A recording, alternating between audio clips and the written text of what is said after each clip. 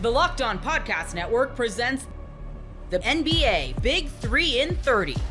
The 3 biggest stories in the NBA from our local experts at the Locked On Podcast Network. We bring you the real story, why it matters, what's next, who wins the big game, and more, all in 30 minutes. The NBA Big 3 in 30 starts now with the biggest stories in the NBA. The Celtics, goodbye, Georges Niang. Hello, Chris Boucher. Very nice of the Celtics to do a deal here on a Tuesday, right on schedule for the podcast. So right on schedule to have Tom Westerholm here to talk about this move. First of all, Tom, hi, how are you? Blink 3 times if you need help. Okay. Yeah, we're in trouble. We're in trouble. We're in a lot of trouble. And now I'm not saying about the Celtics who need help. No. Yeah, no. Physical health and safety. I'm in a house with many children. So all right. So you're in a house with all these kids, but you've escaped to talk about this monumental move, the monumental Georges Niang, hardly knew ya. Yeah. Coming in. I think Celtics fans feel like they know him very well. Yeah. Really feel like they got a read on this guy, they think. Lawrence kid, like this should have been the big homecoming. And it was just like, who? This guy? What? And like people were angry. Like I thought it was gonna be like, okay, George, like welcome back. Ha ha ha. Wasn't that funny when you grabbed Jaylen Brown? Yeah. No. So like people were like up in arms and he's gone and people are happy. I mean, I will say the two, like, two, whatever, Reddit, whatever, but like two reaction, like RJ Lewis, one of my junior from Wiser Student 557, RJ Lewis Jr., one of my favorite players I've definitely heard of before today. And then 4305, I'm 40% certain RJ Lewis Jr. is not Georges Niang, so put a ring on it. Like people were ready for this dude to be gone. And like, I don't know. Unbelievable. I don't know. I mean, Jaylen got over it. I feel like, for one, it was. I just think it was such an inconsequential player to be this worked up about and this ecstatic. I think that a fair amount of it is a bit, right? Like doing the bit of hating Georges for some people, but probably not for everybody. I think some people really hated him. I think some people were really ready for this guy to be gone after never seeing him on the court in a Celtics. Right. They've seen enough. We've seen enough of Georges Niang to know exactly who he is, what he is as a player, and all that stuff. Yeah. So he goes to Utah. It's like 2 moves here. Yeah. He goes to Utah. RJ Lewis Jr. 2-way deal. This is a weird thing. I'm still not 100% clear on how this is going to work. Because he comes in as a 2-way guy, they could just be like, "No, we're cutting your 2-way." And Amari Williams, because he apparently hasn't signed his 2-way yet, right? Maybe because this was a deal that might have been in the. I have no idea as far as that goes. Trying to get some clarification on that, but regardless, it's Niang and a couple of second rounders to Utah, and then on the other side of it, Chris Boucher comes in. A 1 year. It's listed as a $3.3 million deal. It's a veteran minimum deal. Right. So it's a 1 year veteran minimum to a guy I completely didn't realize and completely forgot that he was 32 years old. I'm thinking like, oh, Chris Boucher, here's a guy in his 20s, could fit the time. Like, wait a second. No, like he's not some 24-year-old. He's 32. I don't, am I alone? Am I alone in like feeling like, why did I think that he was in his 20s? No, you're not alone in thinking that he was in his 20s. I mean, for one, but if he was in his 20s, there's no way you're getting a guy like that for $3.3 million. That's right. You know what I mean? Like if that guy was in his low 20s, you're like, that's a guy who's getting a pretty nice chunk of change. Right. Because here's the thing, right? The Celtics just got a pretty good player. Like he's decent. Yeah, he's good. Yeah, like I mean, right away you're like, wow, this guy's big member of the rotation, like starter for sure. Yeah, like, right. He's a starting center, I think, or power forward. Up your starting center on 1 year deal, but you picked up your starting center for $3.3 million. Like, yeah, that's that is good business. And like, a guy who's like, he's not gonna, I don't think he's gonna like light the world on fire, but like he can do a lot of stuff that's gonna really help Joe Mazzulla.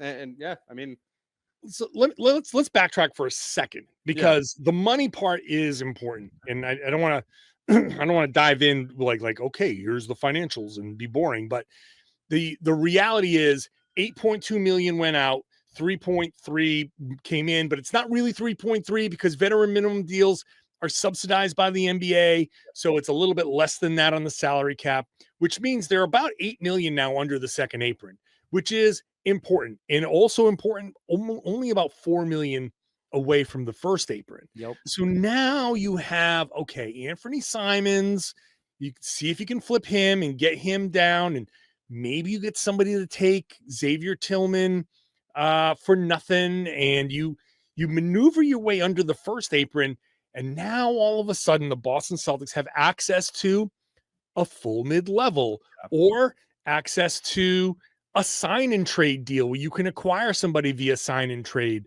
And even though that hard caps both those things, using both those things hard caps you at the first apron, if you make the money work, you can now, like, you can send out now Simons, or if you, how you stagger it, you can send Simons out and take back a sign and trade. I don't know. I'm going to say Jonathan Kuminga, not saying that that's going to happen, but like in that situation, you could now get involved. If you get yourself under the first apron, you could get involved in somebody like that.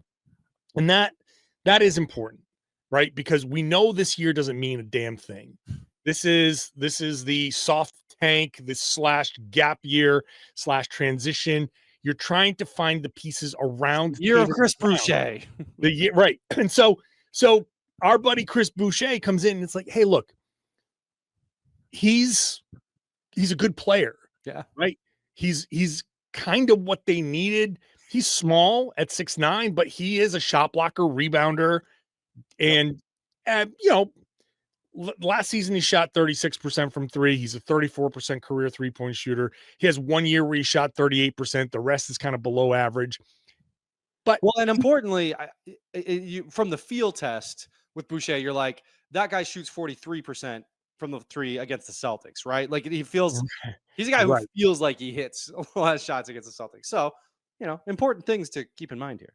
That's also part of it, right? He's remove that guy from the market. Brad consistently going after guys that he has played against, has suffered against, all that stuff. So you getting yourself, like when we talked to Brad the second time around, I think it was post draft, or whenever it was recently in July, where he was like, he said the word flexibility 100 times. This is what he's looking for. This is about finding cheap guys to put around Tatum Brown, Derek White, Peyton Pritchard, Sam Hauser, finding some depth. One of the things we were going to talk about was the I wrote a piece on the Indiana Pacers because Rick Carlisle did a podcast and talked about how like the depth and not too top heavy stars is kind of the future. Well, this kind of plays into that discussion a little bit because you do have the 2 stars, but if you can put that depth, a bunch of equal depth, that's not just minimum guys. Yeah. Even if they're on minimum contracts, they're playing above the minimum, like ability wise. This is the audition. Can Boucher stick around for a couple of years and be that guy? Can Garza do that? Can Minot do that? Can Amari Williams, whenever that gets cleared up, can any of these guys? Can Hugo Gonzalez? Can Baylor Shine? Can those guys be your Benedict Matherins? Like the Aaron Neesmiths, those types of guys that you can fill the gaps and be like, oh wow, he's playing above his head. And takes a lot of the pressure off the star/stars that you have. We've all been there, logging on early and waiting forever for concert tickets to go on sale, only to lose your spot for a show you've been dying to see.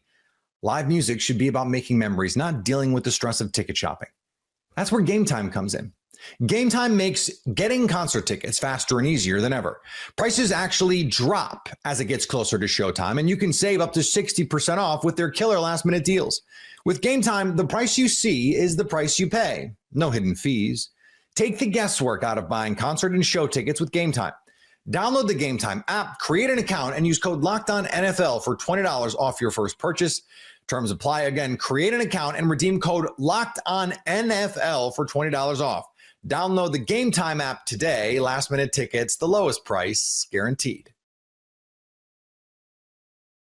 There seems to be a trustless situation going on between Joel Embiid and the 76ers. You are Locked On 76ers, your daily Philadelphia 76ers podcast, part of the Locked On Podcast Network, your team every day. When we both read that dissertation, if you will, on ESPN.com a couple of weeks ago surrounding Joel Embiid, the number one takeaway was, wow, there is no trust in the process. And the process is the noun here, not the adjective, the process being Joel Embiid. And I get it. For a guy that really, if anybody in the NBA shouldn't have trust of an organization, it's Joel Embiid of the Sixers for how the organization over the years have treated him with his knee injuries and his other injuries. There's a lot of trustless situations there, unfortunately. A lot of delusion when it comes to the 76ers and getting Joel Embiid ready. Now there's a story that's out there. Actually, two reports have come out. One, Clutch Points putting this one out there. Brett Siegel, who's an NBA insider for Clutch Points.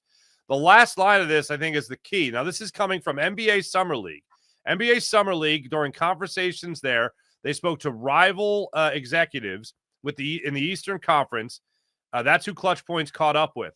And they basically said the 76ers are regretting their decision to extend Joel Embiid's contract in 2024 when they extended going into last season. Keith, this story's out there. There's another one we'll get into as well. When you see this report, what comes to mind? Nothing really, to be honest with you. Because it said what it said is it said rival executives said the Sixers are reporting. Are regretting their decision. The thing when we talk about Joel Embiid in the summertime and with his knee is kind of like the gift that keeps on giving, right? It's seriously, let's be honest. Like, it's one of those things. It's the summertime. It's slow. You need some stuff. And there's always something to talk about with his knee. And the thing about it is a lot of the stuff that was said about, Joel Embiid and his health and everything, these are all things that we kind of assumed. And nothing to get bad against the reporting. So I don't want anybody to say that. But it's not new. It's not surprising. Joel Embiid came out and said, you know what, I'm not going to rush back. I'll be ready when I'm ready. Tony Jones from The Athletic, while he was at Summer League, he came out with a report and said, Joel Embiid has not done any on-court workouts. He came out with that report the same day, right, a couple hours after Daryl Morey said we're very optimistic that Joel Embiid is going to come back. Well, then a couple days later, people were saying, well, Joel Embiid wasn't a full participant on court workouts. So it was one of those things where the team kind of fought back a little bit or bit back a little bit, came back and tried to get some clarification.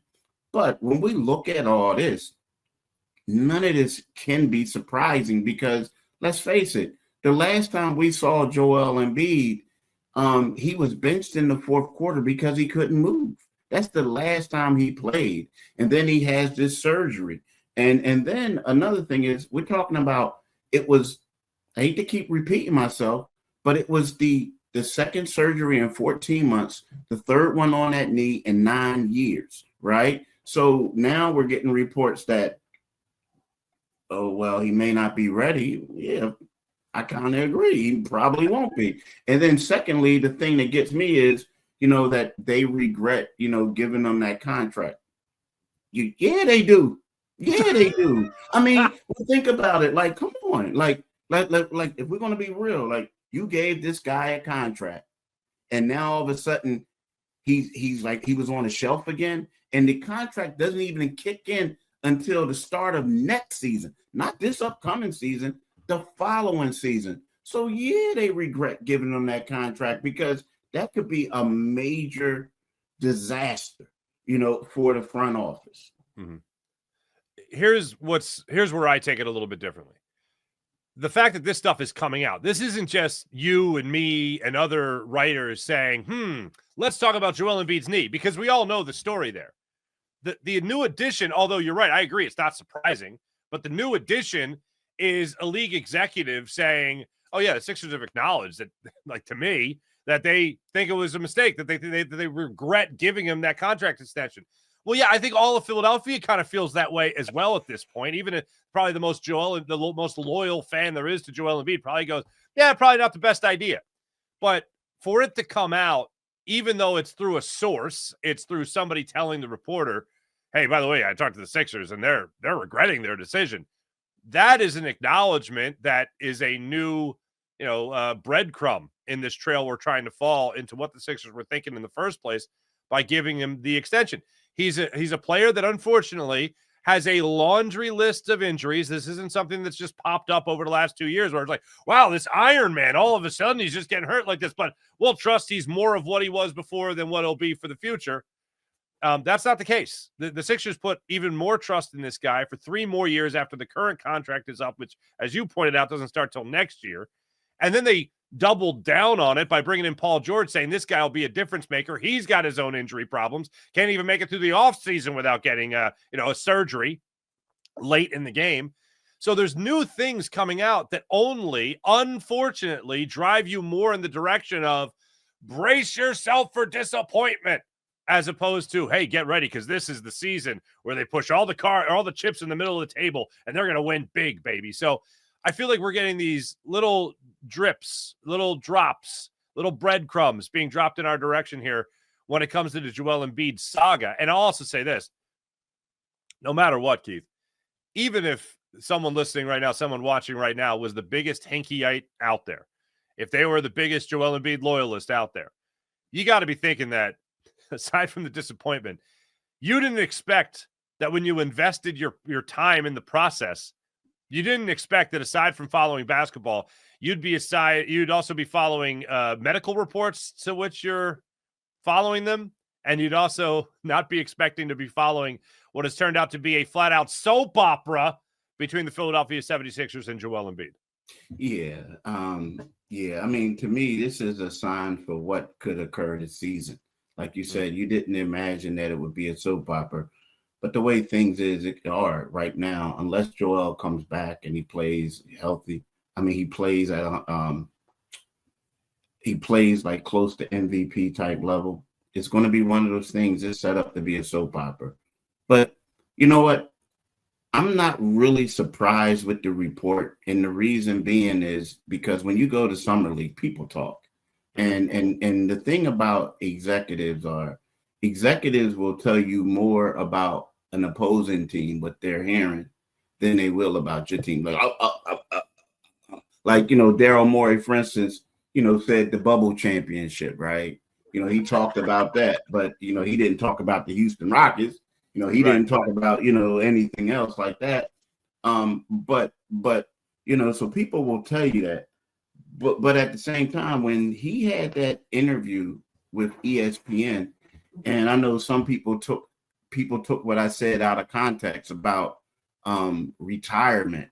But when I read that article, man, again, it came to me like Joel knows that the end might be near. Like when you come out and you say the things like that. So when you read stuff like this, it's kind of like, okay. Now, again, it's one of those things where I will say this, when it's slow in the summertime, and there's really not a lot going on, there are always reports coming out. Some things you got to verify later, or you got to figure out, or if it's true or not. But I will say that nothing that was said just because of the injury history, just because of the ESPN article, just because common sense would tell you that, they would be upset that they gave them all that money, being as though that they could lose their job, right? It makes sense. The report really makes sense, but it's also one of those things where we're going to have to wait and see.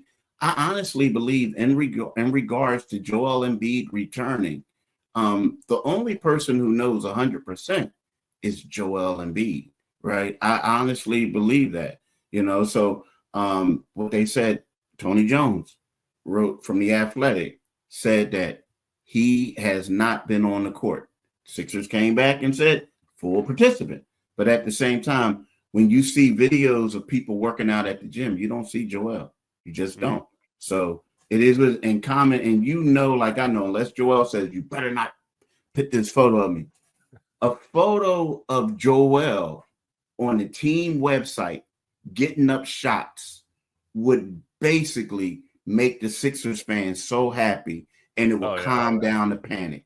So, unless he said, you better not, deep down inside, they would be putting that stuff out all the time. Anything of him all the time in the facility, and we haven't seen any. Mm-hmm. Yeah, no, it would definitely give me the warm and fuzzies going forward in this offseason. Hey, speaking of other things to talk about here, there's another report that's also out there regarding Joel Embiid. This is on the heels of the report there by Clutch Points. Also, by the way, following the lack of the ability for the Sixers to get Joel Embiid on the court in the offseason. And let me just say this before we go to our first break here. Let me just say this. I'm on Joel Embiid's side for all this.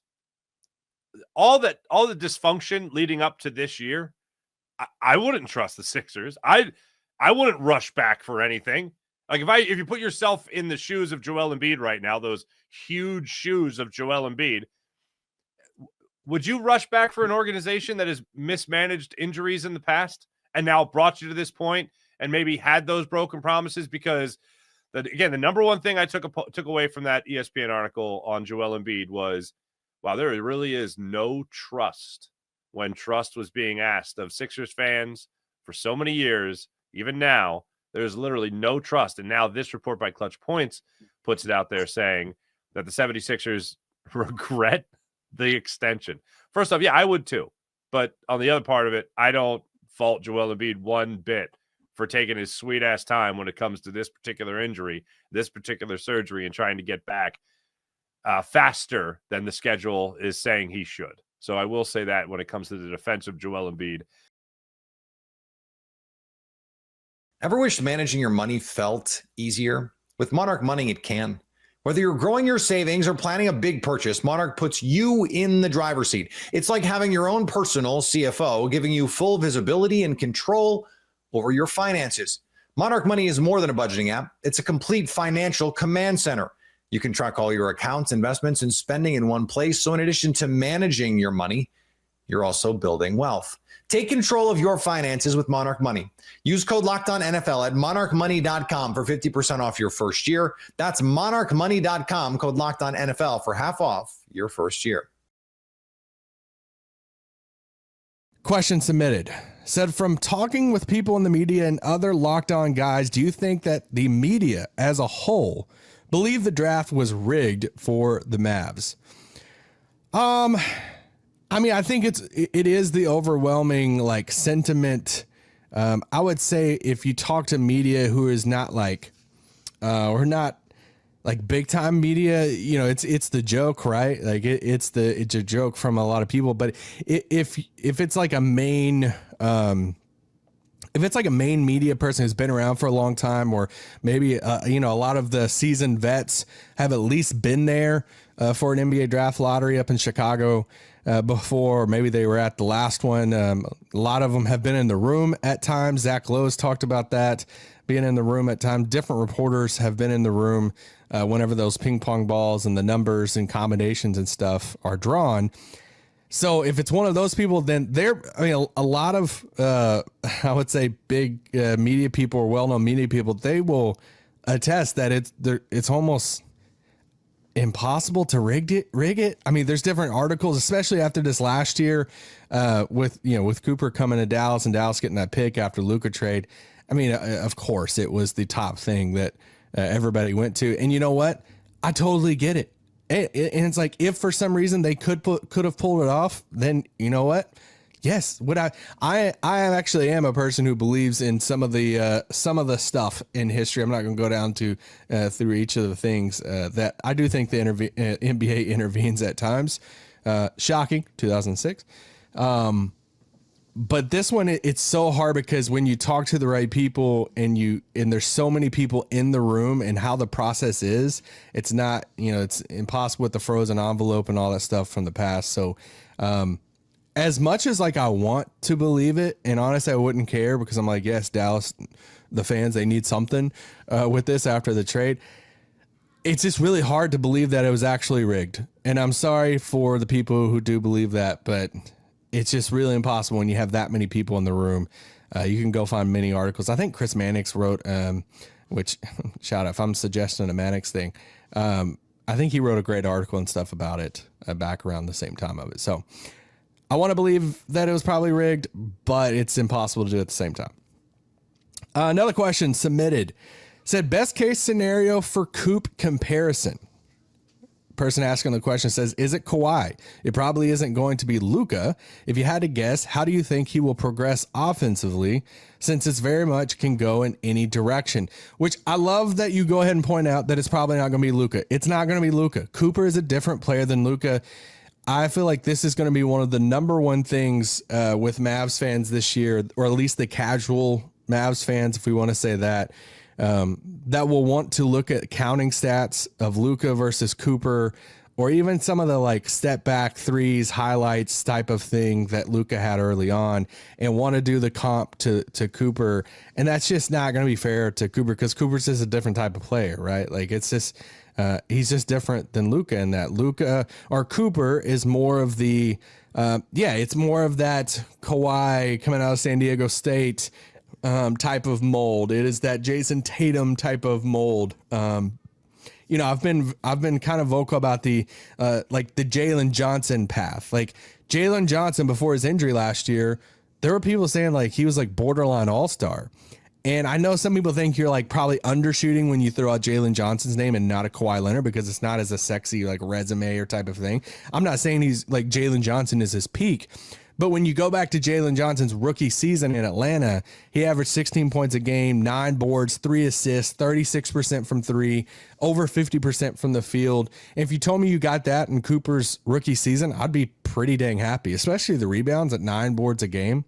I think that's going to be kind of hard for Cooper, considering if everything goes right, Dallas is probably going to be running a 2-big system with AD and another guy out there.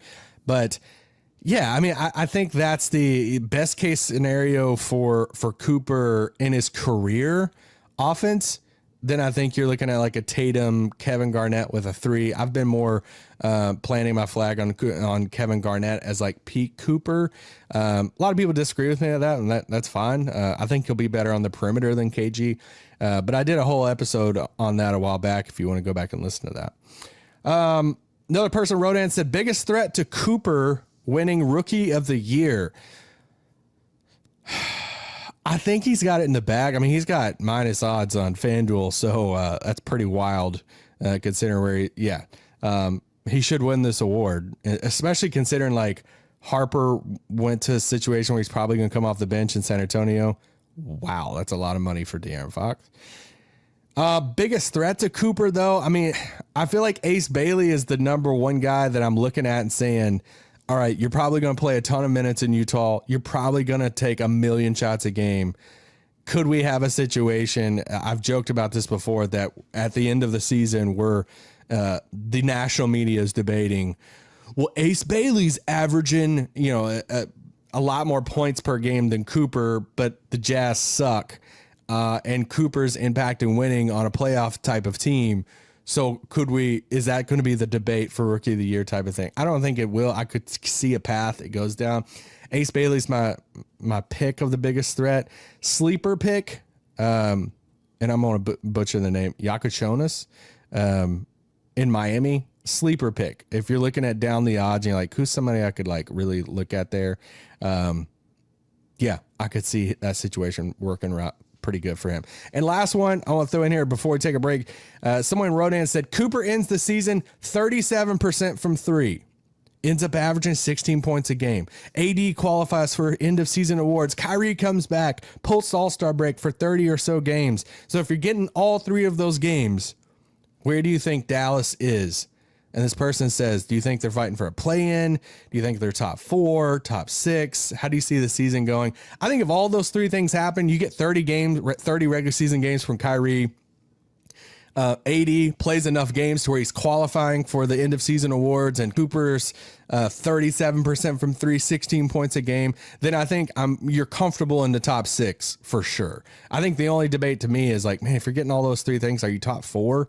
But I think if you're getting all 3 of those things, I'm very confident that I would say top 6 finish going into the playoffs for the Mavs.